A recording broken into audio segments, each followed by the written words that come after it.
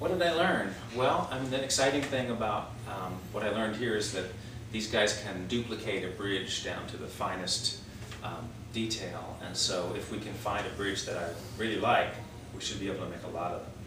So that's cool because my bridges have a lot of banjos, and I'm always concerned that my bridge, I'm going to run out of good bridges. I have some that were made for me quite a while ago that I'm running out of, and they start to get lower as time goes by.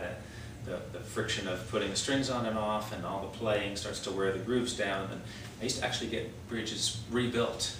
So like at a certain point when they'd sink too much, we'd cut off the bottom and put new feet on and raise it back up. Wow. And then those bridges would continue to compress, and then we would do it again. So at a certain point, when I guess it was either Newgrass Revival or early Flecktones, I had bridges that were probably more compacted than I even realized, and I don't know if that was a good sound or not, but at some point someone made me some new bridges, and they were better, so I haven't looked back.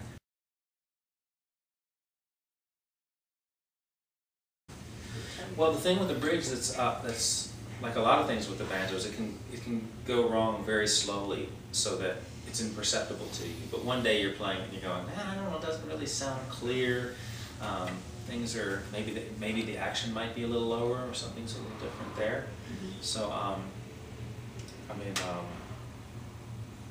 it's hard to tell. Mm-hmm. It's like with your head loosening. It takes, it's fine for months, and then one day you check it and it's a half-tone low, but you were checking it for a long time and you got used to it being okay, so you stop checking it. Right. And then you realize, well, all this time, and you just give it a little tweak, and all of a sudden it's like brilliant and wonderful again. Uh-huh. But it happens so slowly you don't realize it. So that's just part of keeping your banjo sounding good, is figuring out this stuff, sort of checking in with it and trying to remember what it was like. But it's hard because you don't have a reference point. If you had a reference point like, well, this is when the bridge is right, what are you going to do? You're going to record it, because you can't compare a recording to what your ear hears off the instrument. There's no real way, so you have to get it by feel, and if you have someone you really trust that you can play for once in a while and say, does it sound right? Usually if you have an instinct that something's not right, in my case, usually I'm right, but it takes me a while to go into action and try and figure out why. Things have to be starting to get out of whack.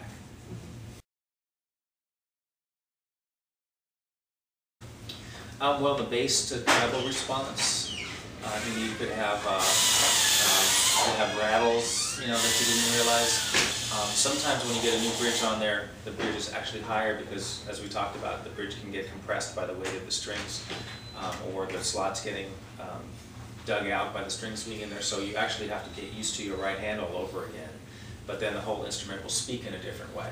So the action is the same down low, but at the bridge is higher. Mm-hmm. And so that almost creates the sound of higher action, so your banjo will really sound more full and more alive when the bridge is right. Wow, that's good to know. A little tiny bit makes a big difference. Yeah. And so when you have a nice sharp edge to the slot, it's like it's breaking over the top of the slot, as the edge, the string wears that slot down, the sound will get darker. And so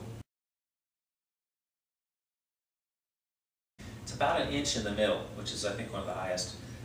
And that was just something that happened because back when I was playing in Spectrum with Jimmy Goodrow, and I was studying J.D. Crowe a lot, I heard he had a tall bridge, and that it was spaced wide. And there's a guy named Jake Smith, a great banjo player who used to play with Jimmy and also Del McCoury, and he helped me by adding bottoms to my bridge to raise it up higher, more like JD's. Mm-hmm. And I said, well, hey, make it a little higher than JD's. I was like, whatever JD did, I wanted to do it even more. Yeah. Nice and wide spacing, make mine a little wider. See what happens. And then I got used to it. And then that just, I don't think it's necessarily optimum, but it's just what I've gotten used to. Well, we got together, we're in our 24th year of being together, but in the last 10 years, being together has meant sometimes we're on, sometimes we're off. We might take a year off or 2 years off and go do separate things and then come back. Mm-hmm. Or like 3 years ago, we made a Christmas record, and so all we did is get together in December every year and tour for 3 weeks, and then the rest of the year we did our own separate things. But this year we decided to have a real Flecktone year, and we brought back Howard Levy, who's the harmonica playing piano player, who was in the band when we started.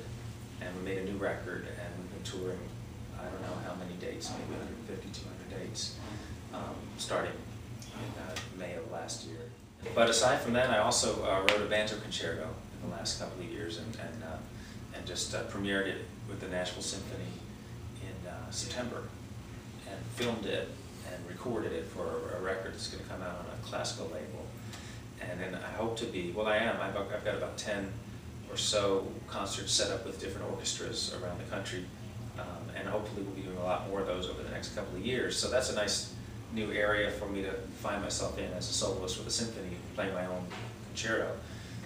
And for folks who don't know what a concerto is, it's a piece that features a single soloist, but with the whole orchestra behind you.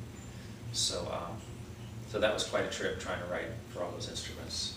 That's great. It's yeah. exciting. And then I'm also doing a jazz collaboration with a great piano player named Marcus Roberts and his trio, and we're going to be putting out a record on Rounder Concord in May, and we'll be out touring quite a bit after that, playing more a kind of old-fashioned jazz, like I don't know if folks know like piano trio jazz, such as Oscar Peterson Quartet Trio, or things like that. Like it's like dropping me into an incredible jazz piano trio from the 50s or 60s, as opposed to some of the more modern jazz or the more fusion things that I've done with other people. That sounds wonderful. So it's really fun. It's very earthy music. And Marcus plays a lot of the old Jelly Roll Morton and the ragtime stuff on the piano as well, so the banjo tends to fit with that kind of jazz in a good